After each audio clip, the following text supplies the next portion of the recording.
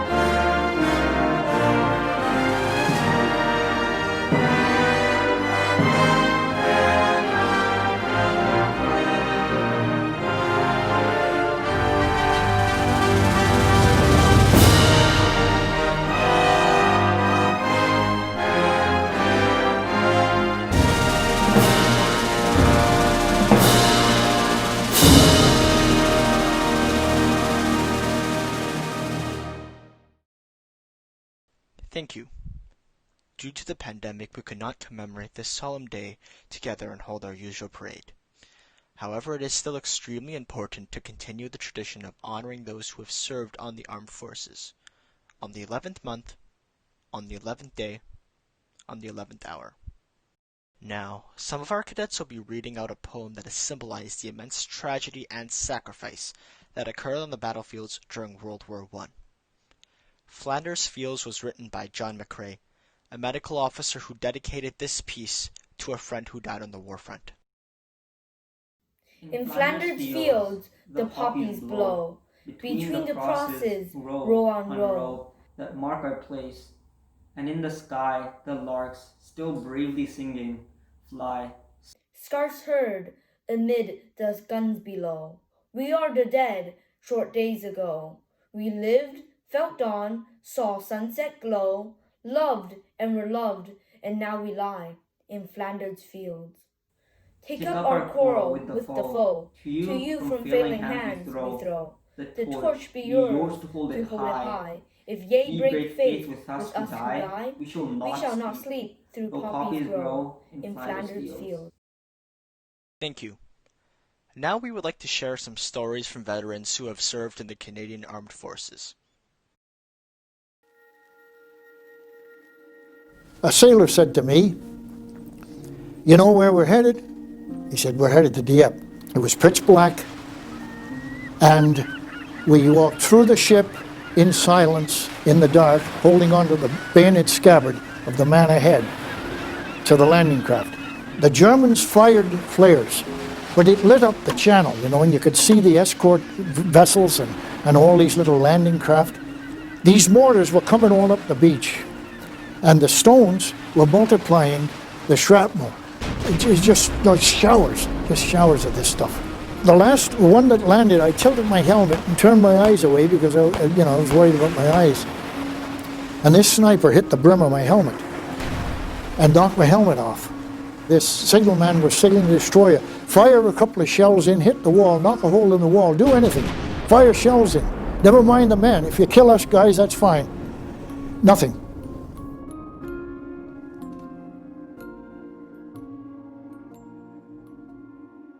I weighed 80 pounds when the American 9th Army liberated me on the 12th of April, 1945. I ran out, and here's the Jeep with these three American troops, driver, radio operator. And I spoke to the officer, I saluted. Other men were coming out, and the hood, men's tears were leaving little trails on the hood of the Jeep. I arrived in England on the 27th of April, and they hospitalized us. I called it paradise. the one Canadian General Hospital. And after we'd been through, anything, a crust of bread on the street was worthwhile, was worthy. It was all the joyfulness of the war ending. I was in London the night before VE Day with my brother Alan. I couldn't rejoice. I couldn't rejoice. I wanted to see these people rejoicing.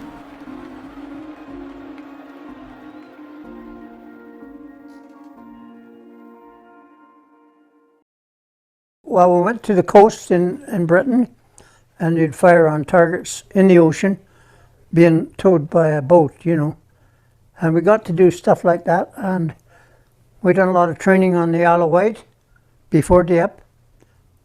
A lot of people trained there, infantry and Calgary tanks and all. You know, we were all on the Isle of Wight before we went over there.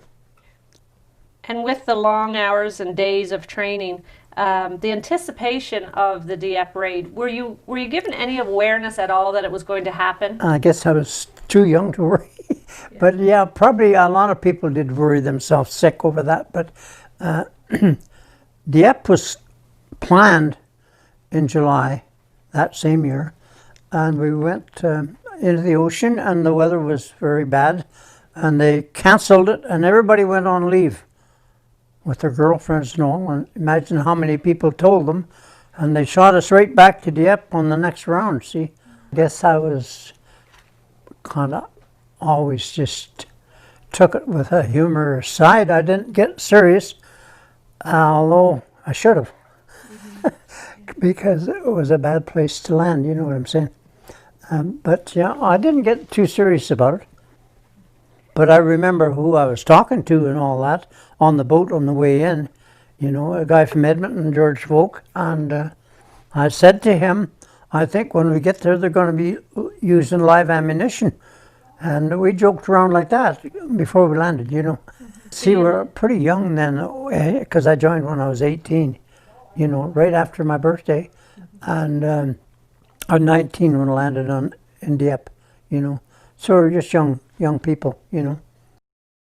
We went on the ship, and we were eating, and an American Ranger, one of his officers came, he said, "Sorry, but you can't eat here." I said, "Why not?" He said, "Because you don't eat here with us." I said, "Well, he's here, he's a Canadian, I eat where he eats." He said, "Yeah, we don't do that in the Americans." I said, "Well, we do it in Canada." I said, "We don't go by any special place to eat, just for whites and colored." Our colonel went and told him, he said, "I'll take my men off this damn ship. My men eat together, they sleep together. I don't want to hear that." And this guy was only a major, and he said, "I'm a colonel, but these are my men." He said, "They're not going to be killing each other over there. So you just leave them alone." And the Americans said to us, the colored Americans said, "Well, you fellas are lucky." I said, "What do you mean? You eat and do what you want, sit together and everything." I said, "Yeah." He said, "Don't they?" "No, they don't say nothing. That's our rules." I said, "We sleep together and everything in the same places." So they thought that was good of our army, but we never thought much of their damn army. A sense of relief when you knew that the war was ending? Oh, was there a sense of relief?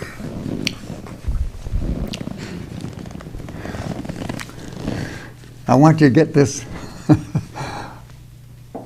This is a picture of me coming back from company headquarters, and my commander was Mark Tennant, to say, "Stand down, the war is over."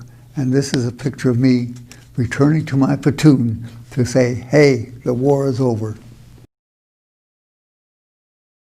Now we will be playing the last post, followed by a minute of silence. Afterwards, rouse will be played.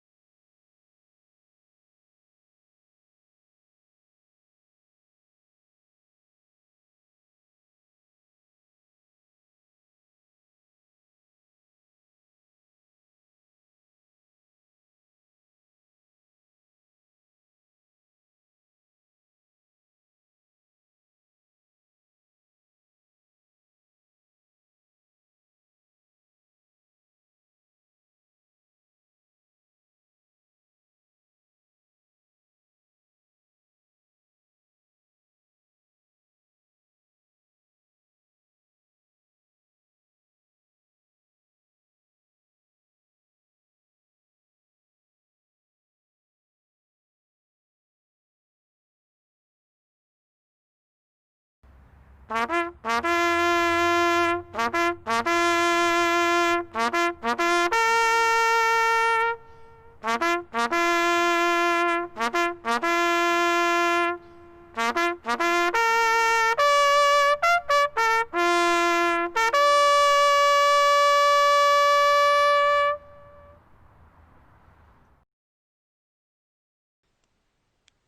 you. To end off this solemn ceremony, we would like to present to you our band, performing Abide by Me.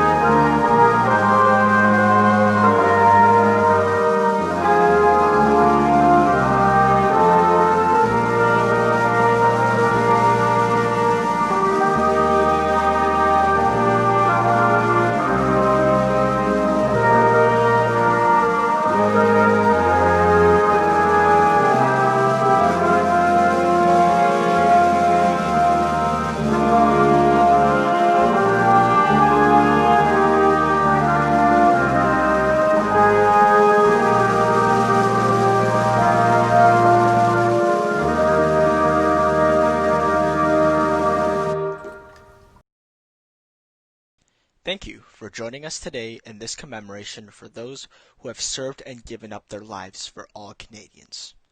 We hope that you stay safe during these difficult times. We will now play God Save the Queen to end off today's ceremony.